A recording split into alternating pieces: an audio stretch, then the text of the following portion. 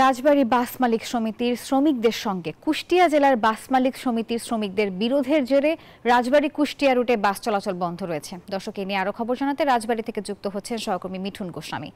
মিঠুন, বিরোধটা আসলে কি নিয়ে এবং এখন পরিস্থিতি কেমন দেখছেন? বাস চলাচল কি বন্ধ রয়েছে নাকি চালু, জানাবেন।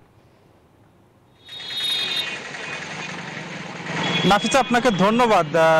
রাজবাড়ী এবং কুষ্টিয়া রুটে যে বাস চলাচল সেটি কিন্তু এখন পর্যন্ত বন্ধ রয়েছে।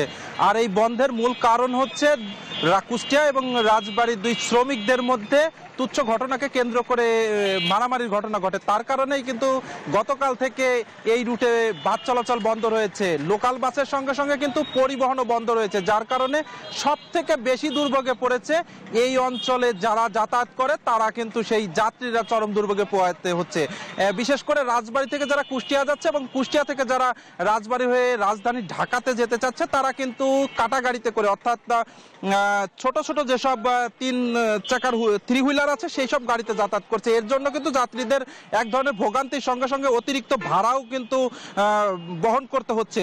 তবে আসার বার্তা, আমি রাজবাড়ী বাস মালিক সমিতির সঙ্গে কথা বলেছি, তারা আমাকে যেমনটি জানিয়েছেন যে আজকে 4টার পরে আসলে কুষ্টিয়ার সঙ্গে বসার কথা রয়েছে। তারপরে এই বিষয়টি জানা যাবে যে আসলে কাল থেকে গাড়ি চলবে কি চলবে না। এই বসাটাও কিন্তু কুষ্টিয়ার কুমারখালীতে এটি বসবে। আর সব মিলে যদি বলি যে এই রুটে লোকাল প্রায় 80টি গাড়ি চলে এবং পরিবহন 50টি গাড়ি চলে। এই সবগুলো গাড়ি কিন্তু গতকাল থেকে এখন পর্যন্ত বন্ধ রয়েছে।